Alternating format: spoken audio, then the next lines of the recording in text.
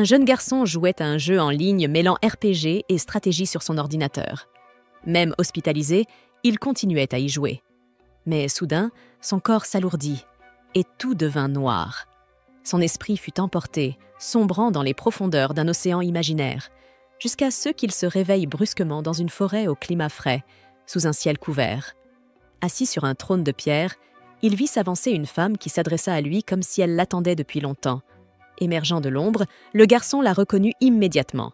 C'était Atulama Sinta, une elfe qu'il appelait roi. Le jeu auquel il jouait depuis son lit d'hôpital s'appelait Eternal Nations, un simulateur stratégique de type Dark Fantasy en four X, et son personnage préféré, celle qui se tenait là devant lui, n'était autre que cette elfe. Dès lors, il ne pouvait s'empêcher de se demander « Devait-il se comporter comme le roi qu'elle prétendait qu'il était ?»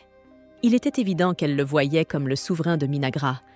Voyant sa confusion, la jeune femme lui sourit et dit « Tout va bien, Takuto. » Après tout, il avait vaincu le jeu en difficulté cauchemar en jouant avec ceux qui étaient considérés comme la civilisation la plus difficile.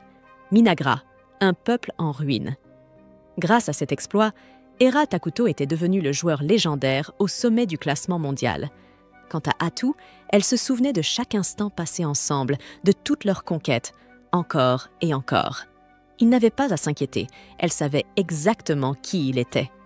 En y repensant, Takuto comprit qu'Atu incarnait son propre style de jeu, peut-être parce qu'il avait toujours rêvé d'être aussi fort qu'elle. Les larmes aux yeux, il lui avoua à quel point il était heureux de pouvoir enfin parler à son personnage préféré. Elle lui répondit qu'elle ressentait la même chose. Takuto demanda si c'était le paradis, et si c'était elle qui l'avait emmenée ici. Mais elle expliqua qu'elle aussi était apparue là sans comprendre comment, et que ce monde n'avait rien d'un paradis. Non. Cela ressemblait étrangement à l'univers d'Eternal Nations.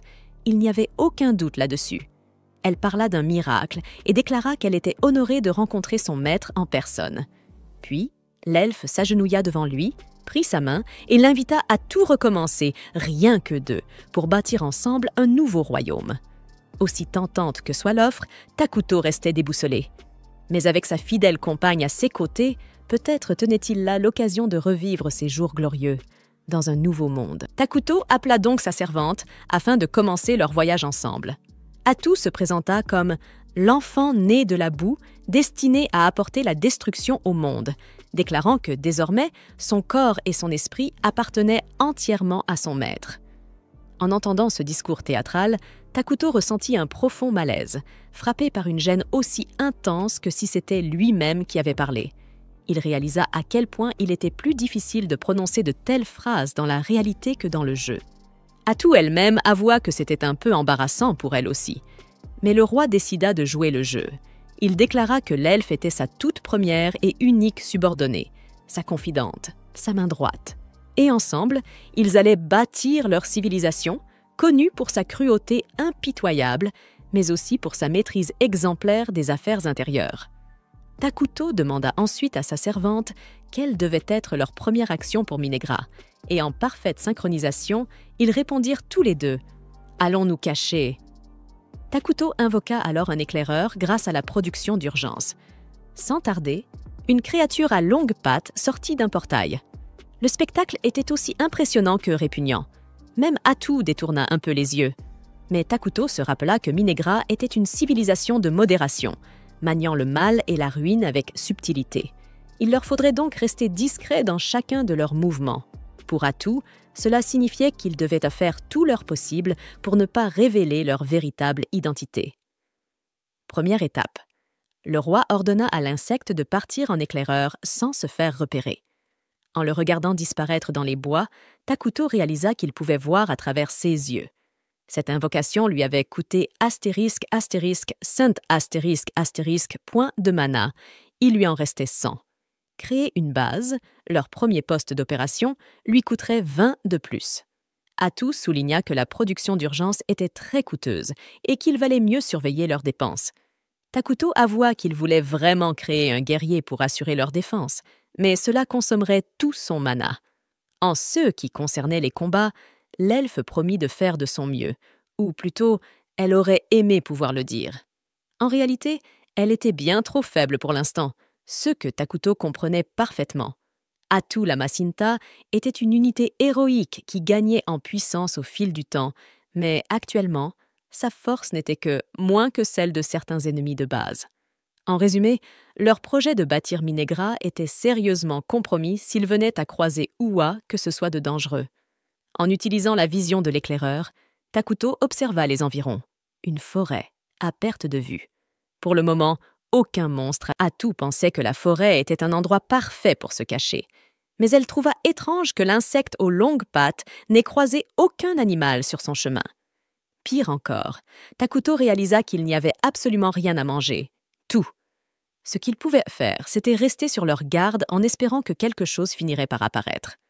Atu s'excusa de ne pas être plus utile, mais le garçon lui répondit que sa simple présence à ses côtés était plus que suffisante, ce qui fit briller les yeux de l'elfe de bonheur. En la voyant si émue, il se dit qu'il était vraiment difficile de remarquer ce genre de détails dans le jeu. Mais oui, la personnalité d'Atu était vraiment comme ça. Mettant cela de côté, à travers les yeux de l'éclaireur, Era Takuto découvrit bientôt une communauté d'elfes noirs non loin de là. Takuto expliqua que ce type d'elfe était généralement neutre, parfois avec une légère tendance au mal, ce qui, en vérité, le soulagea. Au moins, cela confirmait qu'il se trouvait bien dans le monde de Eternal Nations. Mais il y avait aussi un inconvénient. Si une autre civilisation s'était établie dans les environs, cela pouvait devenir très problématique. Éviter la guerre au début du jeu était essentiel. Leur priorité absolue était donc de trouver un endroit sûr pour s'établir. Mais avant cela, ils devaient surveiller les elfes noirs et rassembler plus d'informations sur la zone. Et si jamais les choses tournaient mal, ils n'auraient plus qu'à fuir. Soudain, comme pour illustrer ses craintes, un petit groupe d'elfes noirs apparut devant le trône de pierre où étaient assis les deux compagnons de Minagra. Plus tôt dans la journée, ce même groupe avançait lentement dans la forêt. L'un d'eux se tourna vers Jia, leur chef, et lui dit qu'il devrait simplement quitter ces terres maudites. Il n'y avait plus aucune raison de rester dans ces bois, mais Jia lui rappela qu'ils avaient déjà été exilés de leur patrie.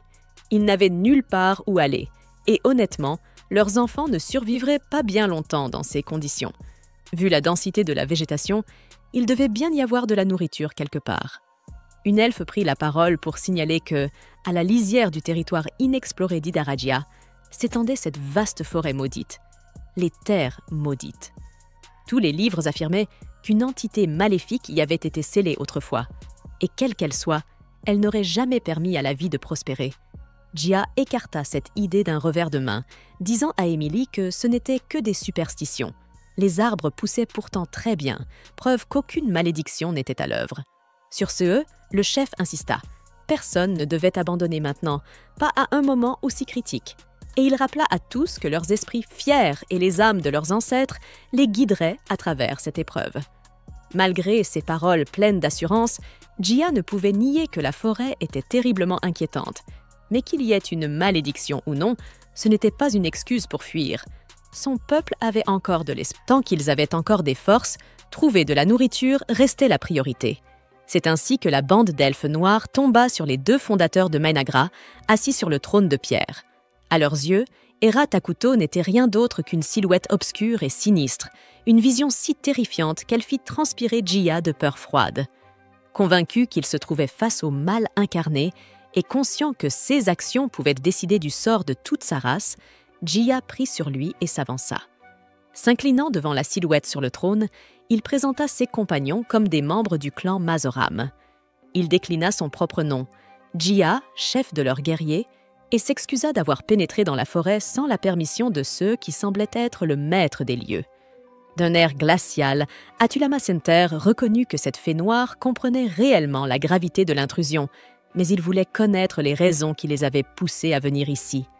Jia expliqua que leur clan vivait autrefois à Hydarajia, mais qu'ils avaient été persécutés et contraints de fuir dans la forêt.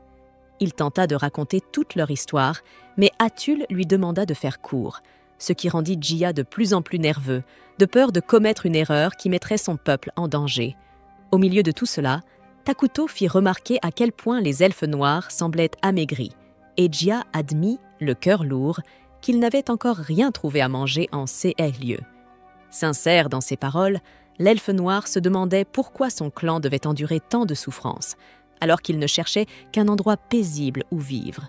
Sortant de nulle part, le supposé maître de cette forêt ténébreuse lui tendit une poignée de pommes. Takuto précisa qu'elles étaient délicieuses si on les découpait en forme de lapin. Jia n'avait jamais vu un fruit pareil auparavant, et il se demanda s'il serait impoli d'en goûter un sur le champ, mais le reste de son groupe avait trop faim pour s'en soucier. Ils croquèrent dans les pommes, un sourire se dessinant sur leur visage lorsque la saveur sucrée et juteuse envahit leur bouche. Mais ce n'était pas tout. Takuto ouvrit un portail et distribua aussi des poires. Jia s'inclina encore plus bas, expliquant qu'il y avait d'autres personnes comme eux qui s'étaient aussi réfugiées dans ces terres, y compris des enfants affamés et chétifs. Alors, au lieu de manger sur place, Jia demanda la permission d'emporter les fruits pour les partager avec les autres.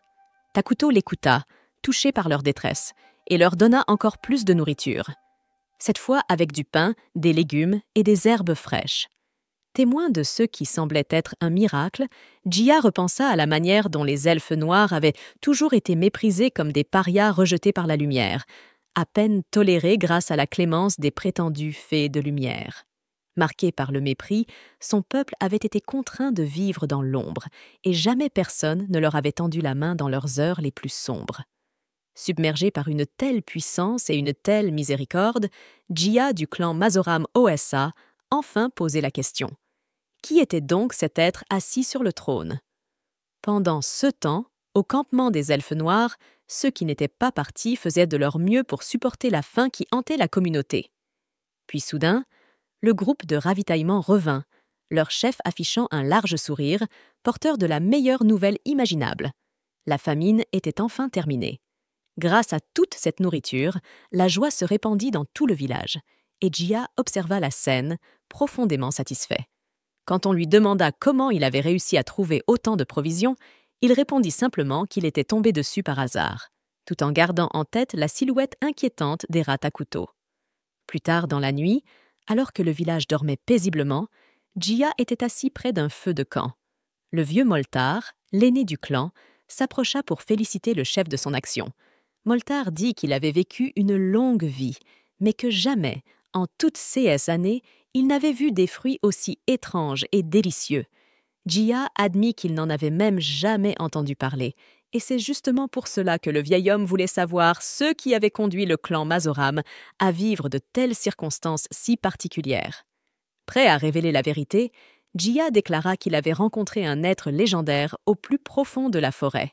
D'après Emle, il existait une légende parlant d'un être scellé dans les terres maudites. Moltar en resta stupéfait, se demandant si le groupe d'expédition avait rencontré le roi de la ruine, une figure mentionnée, au moins en partie, dans les anciens livres et récits. Lorsque le monde atteindrait sa limite, le roi de la ruine apparaîtrait, apportant dévastation et chaos, forçant l'humanité à repartir de zéro. Même si personne ne pouvait affirmer avec certitude que cela arriverait un jour, il était tout aussi impossible d'affirmer que cette légende n'était qu'un mensonge. Jia, pour sa part, n'avait jamais entendu le nom de cet être, mais il devait admettre que son apparence terrifiante correspondait parfaitement au titre de roi de la ruine. Cet être dépassait l'entendement, mais il avait au moins un serviteur capable de clarifier partiellement ses paroles, quoi qu'il en soit. Même s'il n'existe aucune certitude sur l'identité véritable de cette entité, Moltar sent au fond de lui que cela n'annonce rien de bon. Maintenant que son estomac est plein et qu'un peu de son mana a été restauré, l'aîné perçoit clairement que cette forêt est loin d'être normale. Il se demande si Jia n'aurait pas donné quelque chose à cette entité en échange de la nourriture, mais le chef insiste. Ce n'est pas le Kea. Moltar n'y croit pas une seconde. Il soutient que le roi de la ruine ne ferait jamais une bonne action sans attendre quelque chose en retour. Mais Jia jure qu'il n'y avait aucun prix, aucune condition. Selon lui, cela ressemblait vraiment à un acte de miséricorde de la part de cet esprit. Sa grâce, comme l'appelle Jia, avait vu la situation désespérée dans laquelle se trouvait le peuple elfe noir et leur avait montré de la compassion. En entendant cela, l'aîné Moltar s'emporta, furieux que Jia puisse désigner le roi de la ruine par l'expression « sa grâce », et commença à soupçonner que le chef du clan Mazoram était tombé sous l'emprise de cette entité. C'est alors qu'une violente dispute éclata entre ces deux piliers de la communauté. Jia insiste sur le fait qu'ils doivent le plus grand respect à celui qui a nourri leur peuple alors qu'ils étaient au bord de la famine. En réalité, il retourne la question à l'aîné. Qu'aurait-il fait, lui, en présence du roi de la ruine? Mais même Moltar ne parvient pas à formuler une réponse. Il finit donc par s'excuser de son emportement envers le plus valeureux guerrier de leur tribu. Désormais, déclare-t-il, en tant que chef des elfes noirs du clan Mazoram, il prendra personnellement en main les relations avec le roi de la ruine. Après tout, Moltar a vécu pendant 2 siècles. Il est persuadé de pouvoir trouver une solution. Au final, ce que souhaitent ces 2 chefs, c'est simplement que leur peuple retrouve la paix. Pendant ce temps, du côté des prétendus fondateurs de Minagra, Atu réprimande son maître pour avoir gaspillé autant de mana afin de nourrir les elfes noirs, lui rappelant qu'ils doivent commencer à bâtir leur propre nation, ce qui implique de conserver la magie. Takuto, un peu penaud malgré son geste généreux, avoue qu'il a plus que jamais besoin de sa compagne. En entendant cela, Atu abandonne aussitôt son ton sévère pour adopter une attitude étrangement amoureuse et soumise. Comme si un simple mot gentil de son maître suffisait à la faire fondre complètement. De son côté, Takuto déplore son incapacité à communiquer correctement avec les elfes noirs. Peu importe ses efforts, les mots ne sortaient tout simplement pas. Atu avoue qu'elle pensait qu'il jouait simplement les maîtres mystérieux, de ceux qui détestent les longs discours et laissent leurs subordonnés gérer les détails. Mais la vérité, c'est que ce garçon n'a jamais été très doué pour s'exprimer. Honnêtement, il ne l'était déjà pas dans sa vie précédente, et ce n'est pas maintenant qu'il allait soudainement devenir un orateur charismatique du jour au lendemain. Takuto rappelle immédiatement l'insecte pour qu'il lui fasse son rapport, et lorsqu'il apprend que les elfes arrivent, il espère simplement qu'ils prendront le reste de la nourriture qu'il leur avait préparée la veille et partiront en silence. Il avoue être anxieux, car lorsqu'il est stressé, il a du mal à s'exprimer correctement, et il doute de pouvoir négocier avec les elfes noirs. Atu lui propose alors de s'occuper de la négociation à sa place, précisant que cela montrera en plus aux elfes noirs que son roi n'a même pas à s'adresser à des gens comme eux. Peu après, Molter et Jia arrivent. Le vieil elfe salue Takuto avec une formule de politesse digne d'un générateur automatique, le remerciant d'avoir nourri son peuple. Il demande alors à connaître le nom de celui qui les a aidés, et, après avoir obtenu l'autorisation de Takuto, Atu le leur révèle. Il s'agit du roi de la ruine. Les 2 elfes noirs restent sous le choc, leur crainte confirmée. Atu leur dit alors de prendre la nourriture et de s'en aller rapidement, car elle ne durera pas longtemps de toute façon. Cependant, Molter déclare qu'il souhaite rendre l'appareil à Takuto pour sa bonté et demande ce qu'ils peuvent lui offrir en retour. Atu répond sèchement qu'il ne possède rien qui pourrait satisfaire son roi, alors autant ne pas essayer. Elle leur demande s'ils ont quoi que ce soit qu'ils considèrent encore comme ayant de la valeur. Molter hésite, conscient qu'il ne leur reste rien de tel. Atu lui lance un regard glacial en voyant son hésitation, le soupçonnant de manigancer quelque chose. Pris de panique, Molter balbutie, et Takuto comprend que la négociation prend une très mauvaise tournure. Il appelle soudainement Atu pour discuter de leur approche. Cela énerve Atu, qui lui reproche d'être trop indulgent. Elle affirme que CS2 perdants ne savent même pas négocier correctement et qu'à ce rythme, ils ne feront que devenir des obstacles sur son chemin. Elle suggère de tous les tuer et de planter leur tête sur des pics autour de leur base. Mais Takuto lui demande d'arrêter de se comporter comme un certain peintre autrichien. Il lui explique que les elfes veulent juste coexister pacifiquement avec eux et qu'ils veulent les remercier pour cette raison. Il propose alors qu'ils les laissent payer comme ils le peuvent, au lieu de leur donner de la nourriture gratuitement, car cela permettra de maintenir une bonne relation avec eux. Atu ne peut pas contredire cet argument, et annonce alors aux elfes que son roi a décidé d'accepter leurs offrandes. En voyant le soulagement sur le visage de Molter, Takuto et Atu comprennent tous deux qu'il était aussi nerveux parce qu'ils voyaient en Takuto une incarnation typique du mal. Atu le réprimande pour cela, mais elle se retrouve ensuite hésitante quant à ce qu'elle devrait demander en échange de la nourriture. Soudainement, Takuto a une idée. Il lui dit de demander aux elfes des informations sur le monde extérieur. Molter est ravi d'entendre cela et jure de raconter à Takuto tout ce qu'il a vu et entendu à l'extérieur, dans les moindres détails. Atu ajoute que, une fois cela fait, lui et sa tribu devront quitter la forêt immédiatement. Cette déclaration choque profondément Jia et Molter. Ils expriment leur désir de continuer à vivre dans la forêt, sous la clémence de Takuto, mais Atu leur ordonne d'arrêter d'être si gourmands s'ils tiennent à leur vie. Jia tente de protester, mais Molter le fait taire, affirmant qu'ils doivent obéir aux ordres du roi. Alors qu'ils commencent à se retirer, Takuto ressent soudain un malaise à l'idée de les avoir expulsés. Il a alors une autre idée et propose à Molter et Jia de devenir ses citoyens. Tous deux sont stupéfaits par cette offre, mais pas autant qu'Atu, qui s'exclame en demandant à Takuto ce qu'il est en train de faire. Il lui rappelle le système des réfugiés dans le jeu qui permet d'intégrer différentes espèces en tant que citoyens. Il explique que, puisque les elfes noirs sont une espèce neutre, ils s'adapteront facilement à l'attribut maléfique de leur royaume et pourront coexister avec les autres espèces qui y résident. Atu reste sceptique, car les espèces affiliées au mâle ont souvent des conflits entre elles.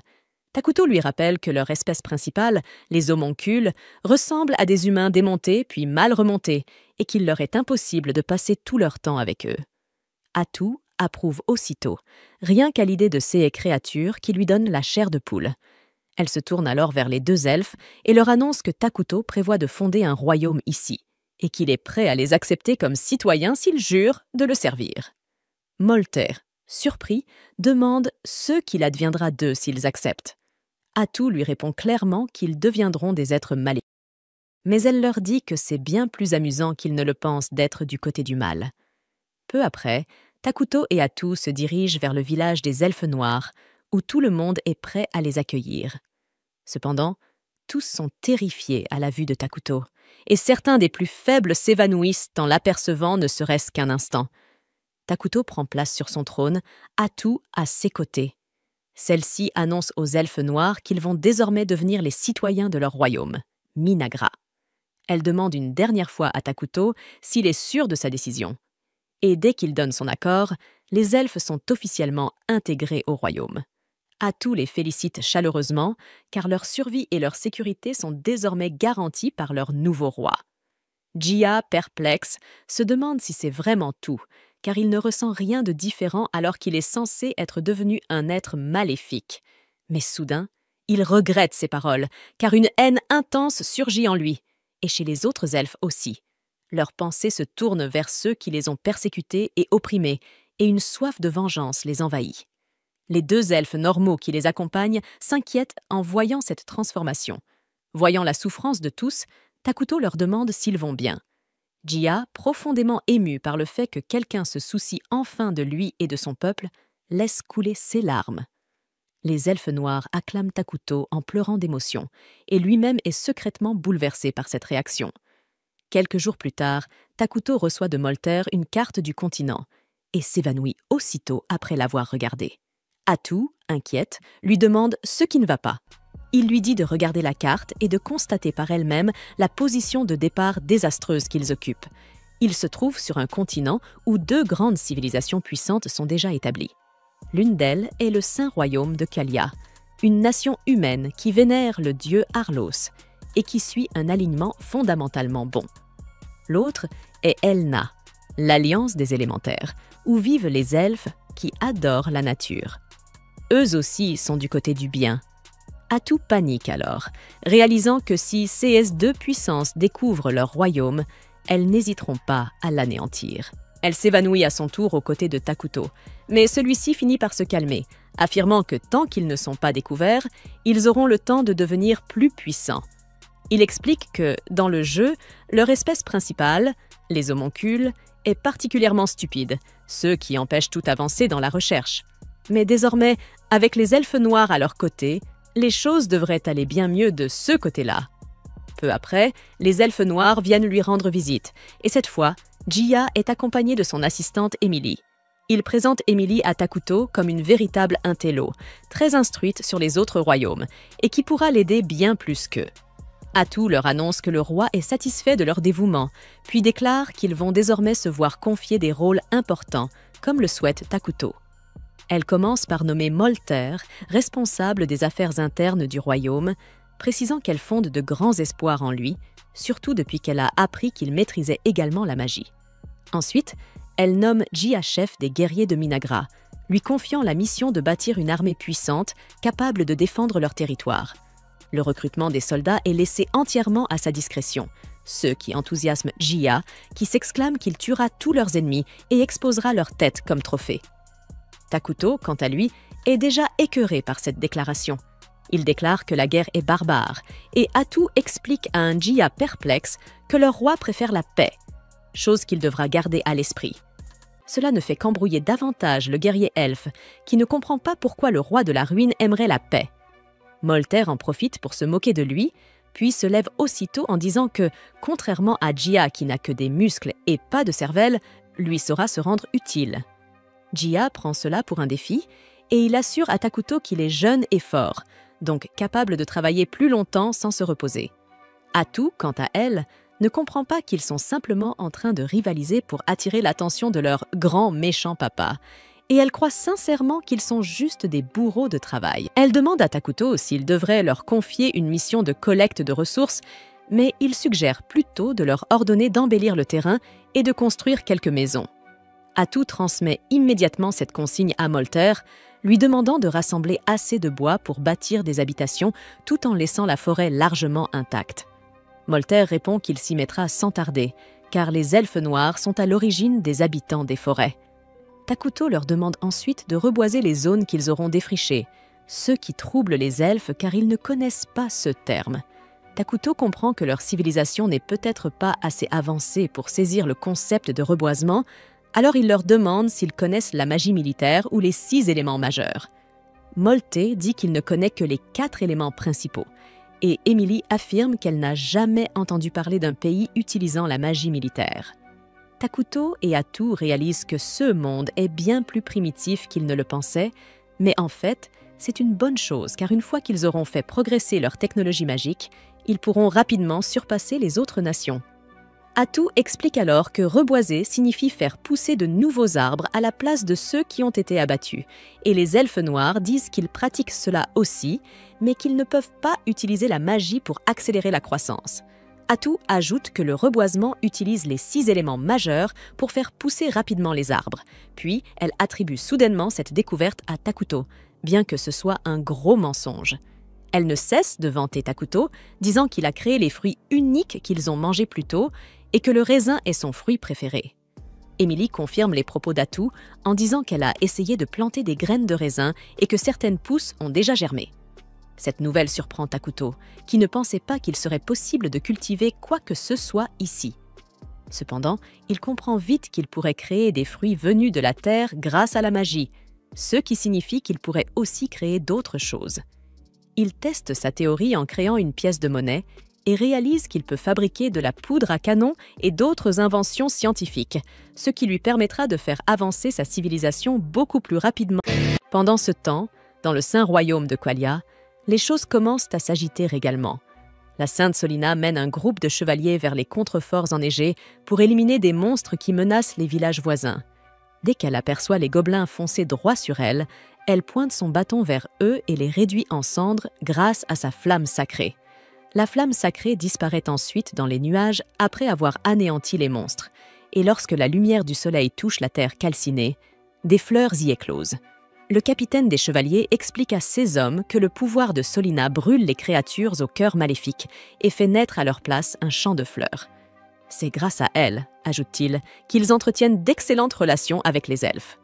Peu après, Solina informe le cardinal qu'il devrait envoyer des paladins vers le sud, car elle a récemment eu un présage annonçant un grand mal dans la forêt maudite. Mais le cardinal refuse. Cette forêt, dit-il, se trouve à l'extrémité du continent, et il lui faut l'autorisation des hautes instances pour déployer des paladins aussi loin. Solina le menace.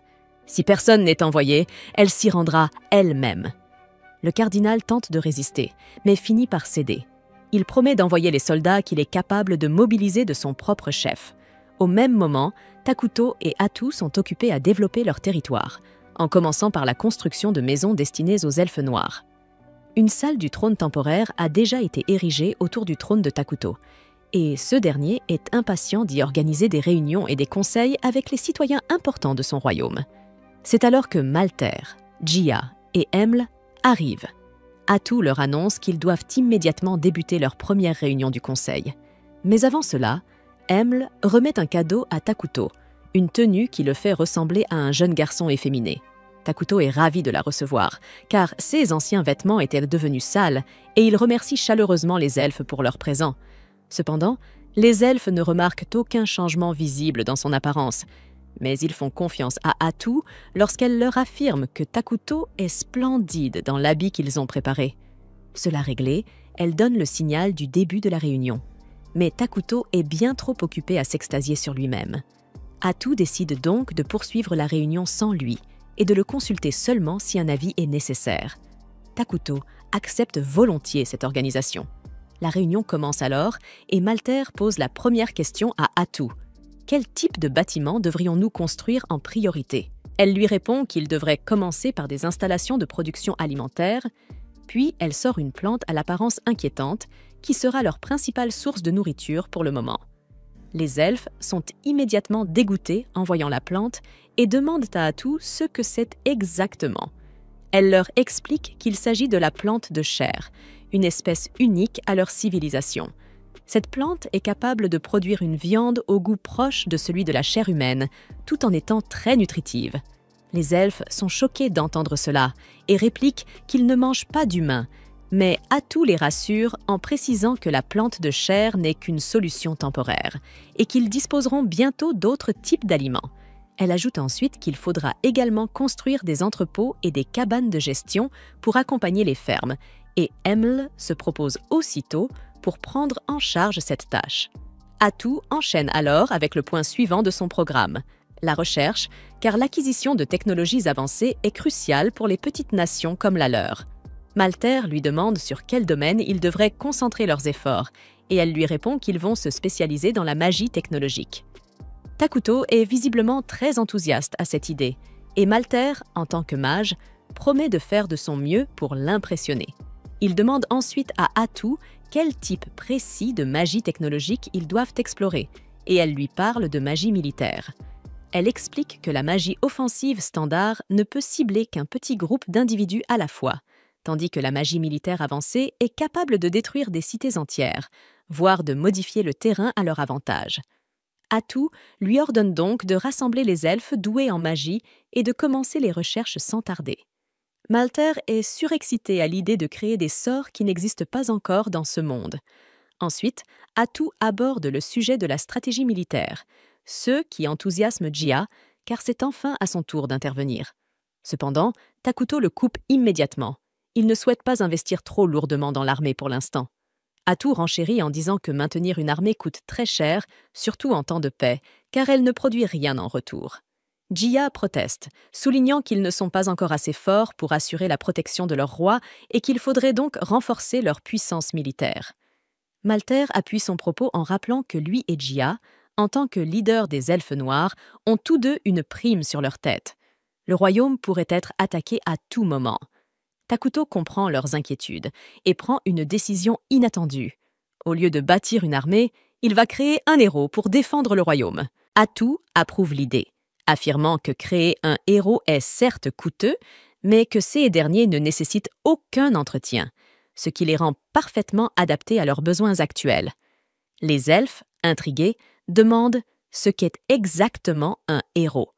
Atu leur explique alors que les héros sont des êtres d'une puissance exceptionnelle qui servent directement sous les ordres du roi. Il existe certaines conditions spécifiques pour invoquer différents types de héros, mais elle est confiante. Ils pourront bientôt invoquer leur tout premier héros. Takuto, lui, est tout simplement surexcité. Il songe alors à l'importance du mana dans ce monde, puisque pratiquement toute action requiert cette énergie magique. Or, un royaume ne peut accumuler du mana que par le biais de ses habitants. Plus les gens sont heureux, plus ils génèrent de mana. Takuto se jure donc de faire de son royaume l'endroit le plus joyeux de toute la planète. Pendant ce temps, dans le saint royaume de Kalia, un jeune paladin nommé Lonius a été choisi pour faire partie de l'équipe d'enquête envoyée dans la forêt maudite. Un paladin vétéran du nom de Virtel l'accompagne. Ce dernier adore passer le temps en agaçant Lonius, beaucoup trop rigide et formel à son goût. Virtel ne peut s'empêcher de se plaindre. Envoyer une équipe d'enquête aussi réduite, 2 paladins et quelques mercenaires, est une décision absurde selon lui. Il estime que l'Église devrait prendre plus au sérieux la prophétie de Solina. Lonius est d'accord, Mais il sait aussi qu'on ne peut jamais deviner ce que les hauts responsables de l'Église ont en tête. Il comprend bien une chose, si la mission réussit, les récompenses seront grandes. Mais si elle échoue, il portera sûrement toute la responsabilité. De retour à Minagra, Takuto inspecte les progrès de sa jeune civilisation. Il ressent une étrange nostalgie. Il a vu cette phase initiale des civilisations des milliers de fois à travers un écran, mais c'est la première fois qu'il la vit directement, de ses propres yeux. Emel l'accompagne pour une visite des lieux. Elle lui explique que les elfes noirs ont une préférence pour les maisons perchées dans les arbres, mais que leur construction est lente en ce moment, car la priorité est donnée aux arbres de chair. Heureusement, les arbres de chair poussent bien, et les infrastructures de gestion et de stockage ont déjà été bâties. Emel ajoute ensuite qu'ils ont découvert une source d'eau douce à proximité et qu'ils testent actuellement s'il est possible d'en extraire l'eau. Quant à la recherche magique, Molter et les autres mages travaillent d'arrache-pied dans le tout nouveau bâtiment dédié à la recherche. Takuto est ravi d'apprendre tout cela, et encore plus en découvrant que les elfes prennent d'eux-mêmes des initiatives, comme la recherche de sources d'eau. Il est sincèrement heureux de voir que les elfes, qui semblaient si épuisés lorsqu'ils sont arrivés, affichent désormais des visages sereins et souriants. Lorsqu'il le fait remarquer à Emle, celle-ci se met soudain à pleurer de joie. Takuto panique un peu en la voyant fondre en larmes, mais Emle se ressaisit rapidement et reprend la visite avec calme. Elle les conduit ensuite, lui et Atu, vers la ferme des arbres de chair et leur explique qu'avec les outils que Takuto leur a fournis, ils peuvent espérer une première récolte très bientôt. Elle les mène ensuite à la fameuse source d'eau découverte par les elfes. Cependant, en approchant, elle remarque que l'ambiance a radicalement changé. L'eau est devenue sombre, presque noire, et Emle se montre déçue, pensant qu'elle n'est désormais plus utilisable. Avant qu'Atu ne puisse la détromper, Molter et Jia arrivent à leur tour pour inspecter la source. Eux aussi jugent que l'eau a l'air impropre à la consommation. Mais Atu, sans hésitation, en boit une gorgée et leur affirme que cette eau est parfaitement potable. Elle leur explique ensuite que si l'endroit semble désormais lugubre et obscur, c'est parce qu'il est devenu une partie intégrante de Minagra, grâce à une fonctionnalité appelée le territoire maudit. Takuto demande alors aux elfes de respirer profondément. À leur grande surprise, ils sentent soudain leurs esprits s'éclaircir et une énergie nouvelle envahir leur corps. Atu poursuit ses explications. Le territoire maudit confère des avantages aux créatures d'alignement maléfique et impose au contraire des malus aux êtres d'alignement neutre ou bon. Mais comme les elfes noirs font désormais partie de Minagra, ils sont considérés comme des êtres maléfiques. Ainsi, cette eau ne leur est non seulement pas nuisible, mais leur est en réalité bénéfique. Jia décide alors de boire à son tour pour confirmer les paroles d'Atu. Après avoir bu, il confirme qu'il se sent mieux. Atu conclut en affirmant que, bientôt, toute la forêt fera partie du... Cependant, Takuto trouve que cela pourrait poser problème. Le territoire maudit est bien trop voyant. Molte acquiesce, expliquant que lorsque toute la forêt sera plongée dans cette obscurité surnaturelle, leurs ennemis pourront facilement les repérer. Jia en profite pour relancer son idée de former une armée, mais Atu et Takuto le rassurent une fois encore. Ils prévoient bel et bien de faire appel à un héros. Molter admet alors qu'il ne comprend toujours pas très bien ce qu'est réellement un héros. Atu décide donc de lui enseigner par l'exemple. Soudain, des tentacules sombres surgissent de son dos, abattant sans effort les arbres alentours. Lorsqu'ils disparaissent, elle révèle calmement qu'elle est elle-même un héros. Et même si elle ne possède actuellement que 1% de sa puissance totale, elle est déjà capable d'anéantir des armées entières. Takuto, fier de son allié, annonce aux elfes stupéfaits que les héros sont vraiment extraordinaires. Ils deviennent plus forts avec le temps, même sans rien faire. Mais il change vite de sujet et reproche gentiment à Atu d'avoir coupé des arbres juste pour faire une démonstration. Il lui demande de nettoyer le désordre plus tard. Les elfes, eux, sont profondément impressionnés par ce qu'ils viennent de voir. Ils déclarent que Takuto doit être un être exceptionnel pour être servi par des subordonnés aussi puissants. Ils décident alors de construire un palais digne de lui. Takuto tente de les en dissuader, expliquant qu'il n'a pas besoin de ça pour le moment. Mais les elfes refusent catégoriquement que leur roi habite dans des maisons semblables aux leurs. Atu soutient leur initiative, précisant que bâtir un palais contribuera aussi au bonheur du peuple. Finalement, Takuto cède, leur donnant son accord. Il plaisante en disant qu'un jour, il aimerait avoir une forteresse volante, mais qu'en attendant, un palais classique fera parfaitement l'affaire. Au même moment, le groupe d'investigation mené par Lornias et Verdel avait entamé son voyage vers les forêts maudites du sud.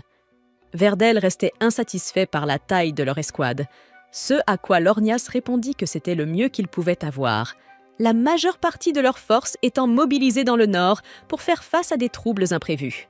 Des créatures d'alignement maléfique étaient apparues soudainement dans cette région, attaquant et pillant plusieurs cités, forçant l'Empire à y concentrer une grande partie de sa puissance de feu. Les mercenaires qui accompagnaient l'expédition lâchèrent alors un commentaire. Ceux qui étaient partis au nord allaient clairement passer un sale quart d'heure. Ils se disaient chanceux de ne pas avoir été désignés pour cette mission. Même si la rémunération était excellente, une sorcière serait impliquée dans cette affaire. Et ils ne voulaient rien avoir à faire avec ça. La mention d'une sorcière éveilla la curiosité de Lornias. Cette nuit-là, il interrogea un mercenaire nommé Bargo à ce sujet. Bargo parla des rumeurs qui circulaient. Certains disaient que tous les problèmes du Nord avaient été causés par une sorcière. Mais Lornias refusa d'y croire. Selon lui, une seule personne ne pouvait pas être responsable d'autant de créatures. Bargo acquiesça. Pour lui, cela devait être l'œuvre d'un culte. Mais Verdel intervint aussitôt pour lui dire de se taire, de peur qu'il ne leur porte malheur. Agacé, Lornias s'en prit alors à Verdel. Il lui reprocha de boire, rappelant qu'ils étaient au service du dieu et qu'ils n'avaient pas le droit de se laisser aller à l'ivresse.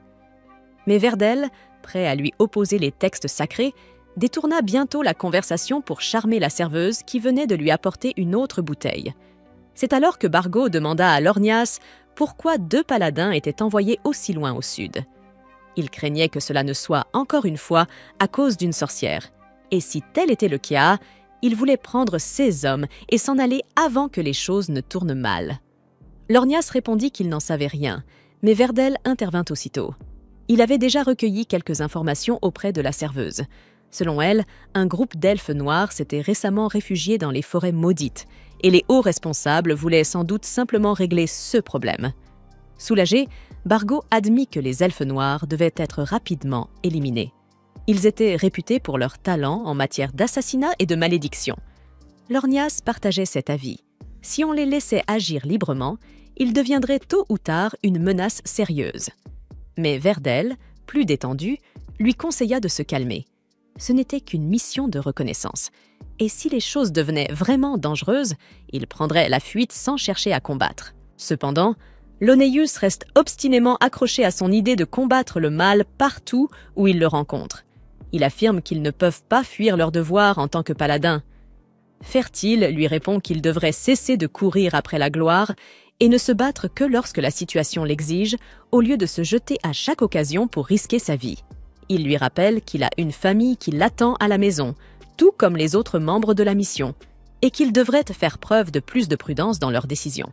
Au même moment, à Minagra, la première récolte issue des arbres de chair est prête. Elle est déposée au centre d'un immense autel.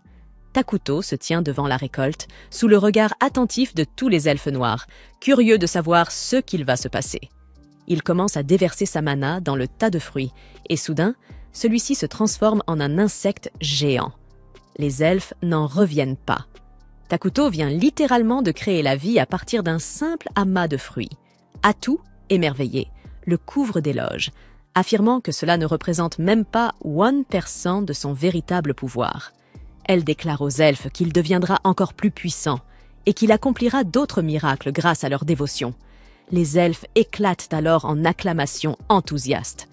Plus tard, Takuto retourne sur son trône, soulagé d'avoir pu produire un monstre insecte en échange de nourriture.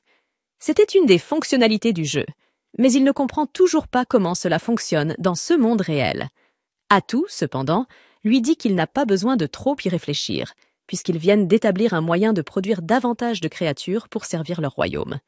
Elle lui annonce ensuite qu'il est temps de passer à l'étape suivante, ce à quoi Takuto acquiesce, précisant qu'il invoquera un héros dès qu'ils auront accumulé suffisamment de mana.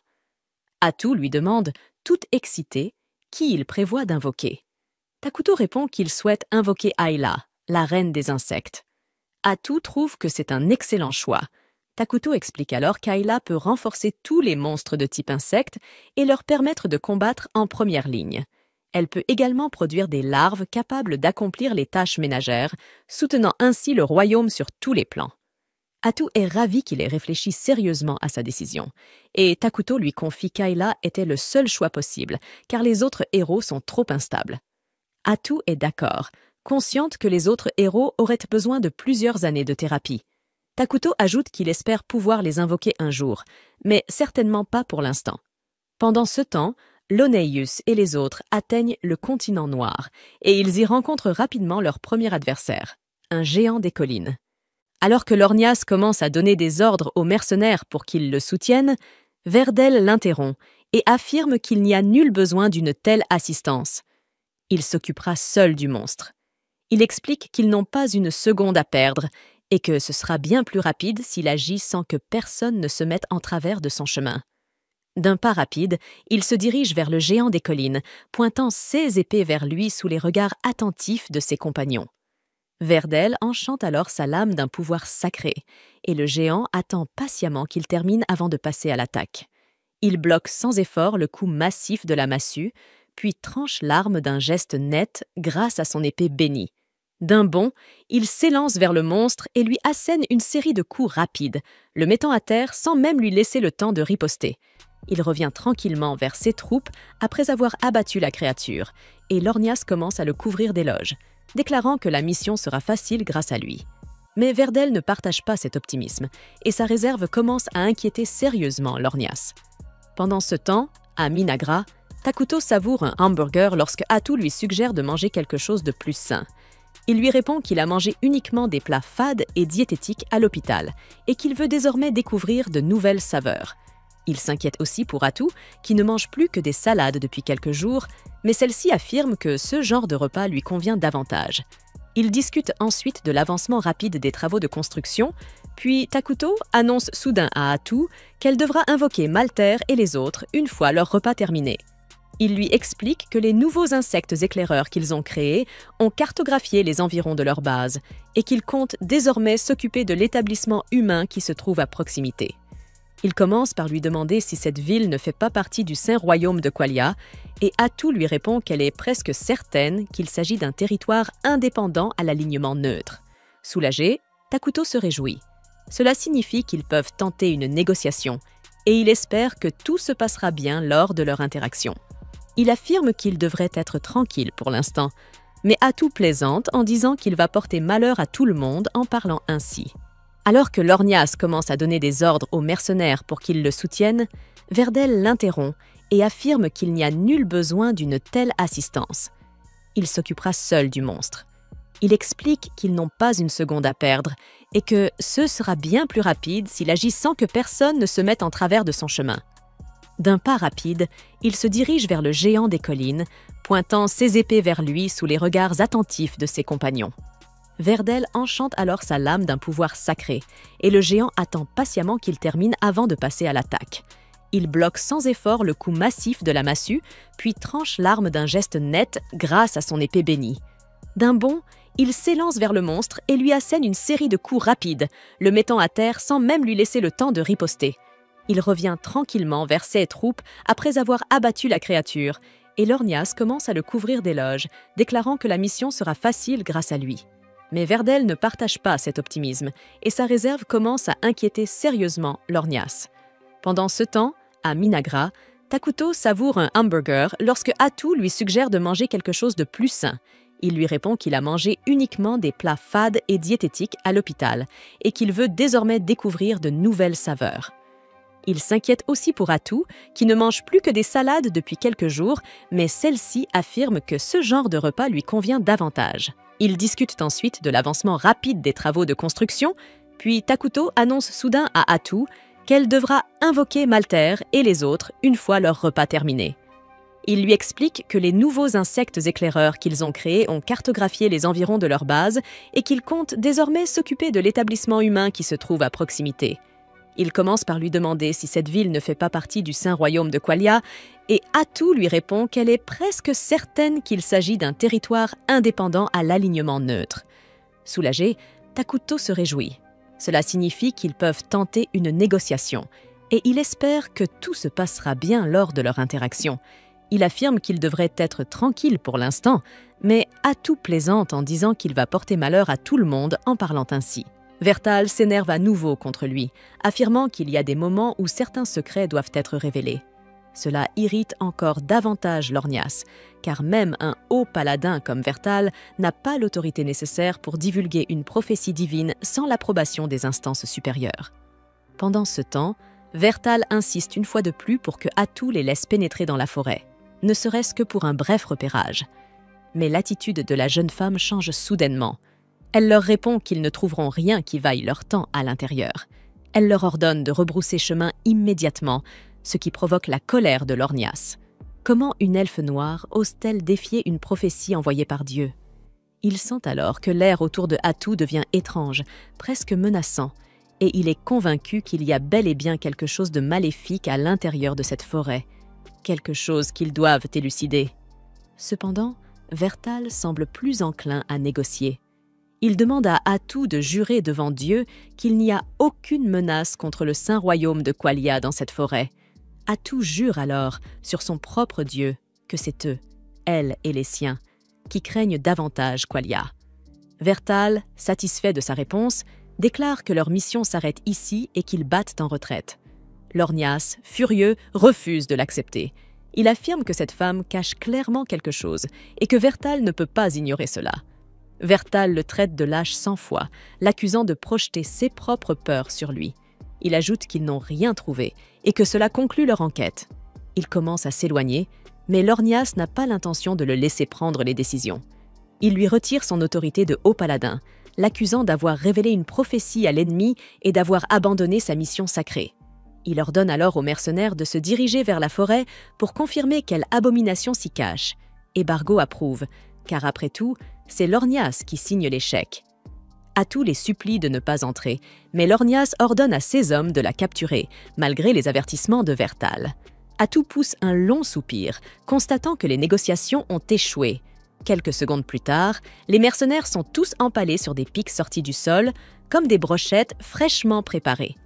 Lornia, quant à lui, fut assommé dès le début et ne se souvient même pas de ce qu'il s'est passé.